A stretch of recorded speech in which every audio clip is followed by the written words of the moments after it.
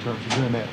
In terms of the cost, as you know, we have three major financing scheduled this year. We have the TANS issue, which will be a short-term issue that will have to be off the books by December 31, which will probably be somewhere between $125 and $150 million. We have a short-term 5-year sanitation issue for approximately $20 million to build the next cell at Seminole Landfill. And then we have a very large issue in terms of the water sewer, which will be somewhere between $450 million.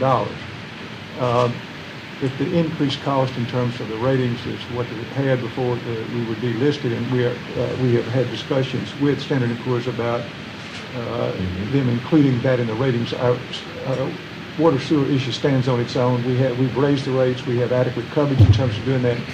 But if we had to issue that rate at BBB as opposed to where our previous rating was, the cost would be somewhere between $30 and $40 million over the lifespan of the bonds. I'm sorry. So you're saying that with the rating that we have now, it would cost much more? Yes. If we had to get a bond. Well, hopefully we're going to have that restored before we issue the bonds. And the discussions with Moody's is that they don't have a problem with our water sewer issue, so I think it will be rated at least an A. But if we can get the rating reinstated by Standard & Poor's, I think it would be helpful. But in the event that we had to issue the bonds with a BBB rating, it would add about $30 or $40 million over the 30-year life of the bond issue. But we don't expect that to happen. We expect to get that rating back. The water and sewer, as I think everybody knows, we've increased rates. We have a $1.4 billion capital improvements program over the next 5 to 7 years, and so that the rates have been and will be adjusted to meet those obligations. The rating by S&P on the water and sewer is currently at AA minus, and so it's not the same as the general obligation debt. We believe that Moody's is not concerned with the water and sewer bonds. We believe that we can provide satisfactory information to S&P soon to have them reconsider the lowering on the water and sewer debt and clarify that issue. But then we have the other sanitation bond issue will be developed as a revenue bond issue that would be similar to water and sewer. Our water and sewer bonds and our sanitation bonds, particularly as rated by Moody's, are strong, and we think will remain strong. As Joe outlined, we have tax anticipation notes, which will help us with our cash flow and our general operations over the course of the year. Those are separate. We thought it was important that the bond rating agencies understand what actions we're taking to address our liquidity situation. Certainly, the lower your rating, the more you pay for credit. There's no question about that. But at the same time, we believe that Moody's will continue to rate DeKalb County strong. They will watch to see what actions we take to address a very real liquidity problem that we have. Similar to other governments, but exacerbated by some unique factors, such as the number of foreclosures we have, the incorporation of a new city, and a high number of residential housing that we have here in our county. But I'm sorry, the third thing was what, the high number of residential? Foreclosures, right. residential units, okay. Still being a bedroom community, the incorporation of city and the commercial base that was drawn into that. Bottom line, at the end of the day, we anticipate action will be taken, but we're having regular communication with both bond rating agencies. We're having regular communications and putting together an action plan with the Board of Commissioners. The budget chair has been involved in the conversations we've had with the bond rating agencies.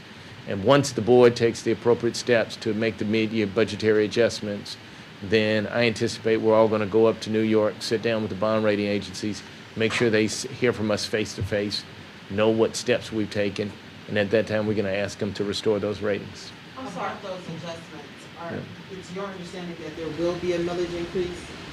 The chair of the budget committee has indicated to the rating agencies that the board will make some adjustment to the millage, yes.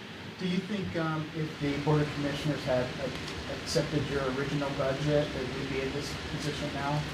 Well, we're where we are now.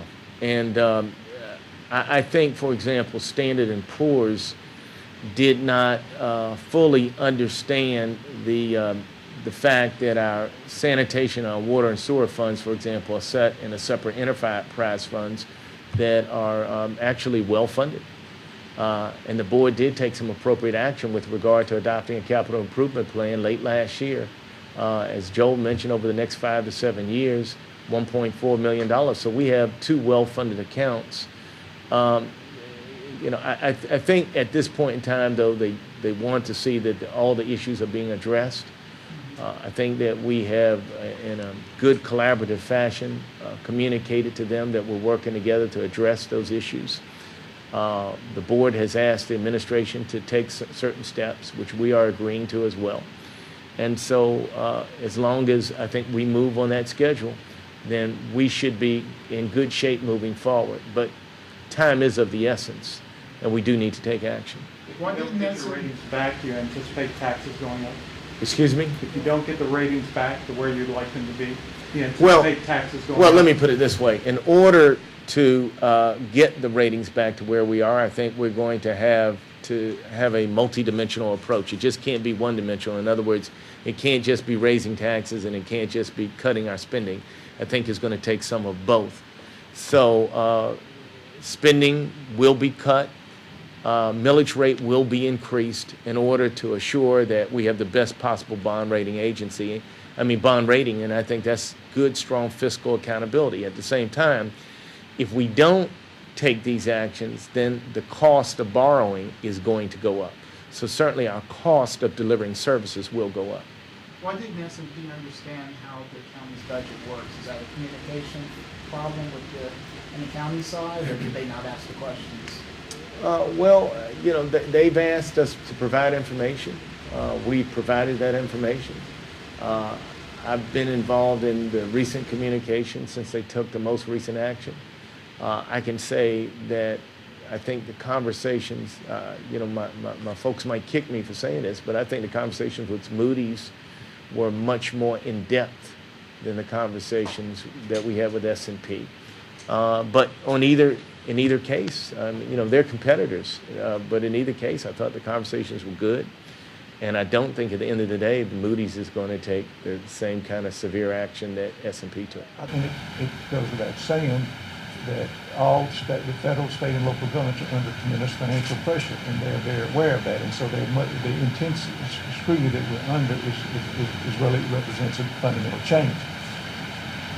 As the CEO said, we have reduced the budget, over $100 million over the last 3 years, and the rating agencies in the final analysis are very interested in how you're going to address your financial issues. And so that gets into a lot of things. They want a lot more detail about cash flows. They want a lot more detail about your underlying financial health, what your tax digest is doing, all of those kinds of issues in terms of doing that. And so it's just a much more intense scrutiny that's normally been going there. And so it is a changed relationship that we have with ratings. Yeah, we haven't borrowed, we haven't issued any bonds since 2006. And so at this point, when we start to go back into the market, then you get that more intense questioning about where you are. But we don't anticipate issuing any general obligation bond anytime soon.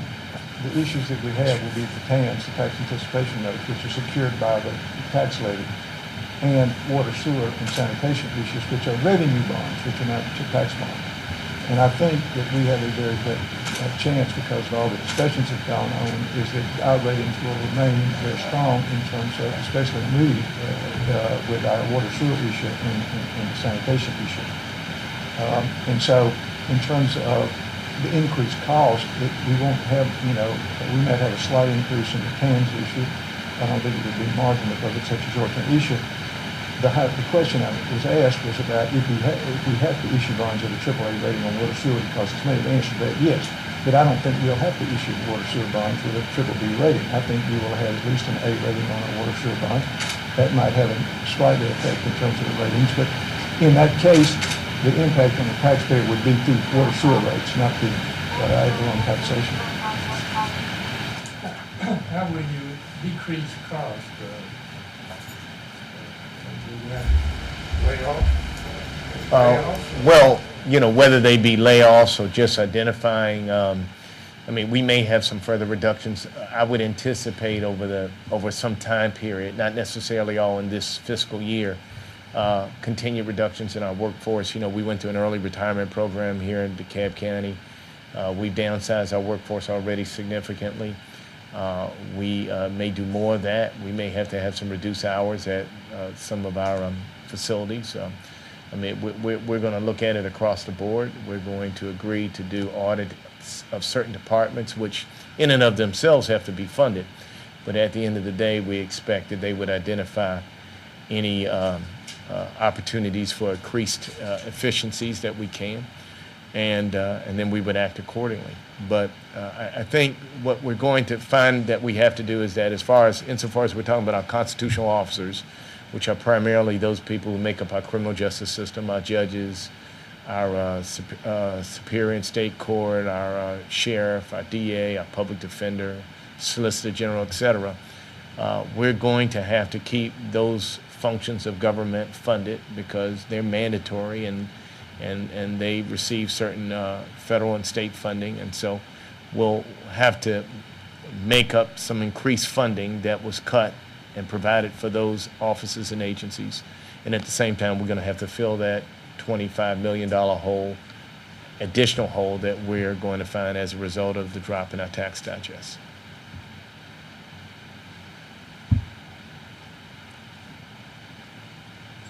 And let me say, it appears that there will be some combination of, like I said, continued spending cuts along with a millage adjustment. What's the next step to Moody's and S&P? Well, Are there dates tied to any of this? No, I think we provided them with the detailed information in terms of our statements and schedules that they've asked for. They're going to be analyzing those schedules and statements. We've been very candid and straightforward with them about what we see in those statements in terms of our liquidity picture, along with the information that the early information that we're getting from our tax assessor related to our tax digest. Again, I anticipate that Moody's may take some action before the board makes its mid-year budget adjustments. But beyond that, we would anticipate the board's going to make mid-year budget adjustments. And once they make those adjustments, that the presiding officer and the budget chair and I would go up to New York and sit down with the rating agencies face to face to then take another look at our liquidity picture after we've done taken those additional steps that we've indicated to them that we're going to take. And they have indicated to us in turn that they will then take another look at our ratings. And that's part of the good communication I think we've been having between the CEO's office and the Board of Commissioners, as well as between both the CEO and the commissioners and the bond rating agencies. I think they've gotten a consistent message from everyone on that score. Any other questions? Okay, we appreciate y'all showing up today. Thank you.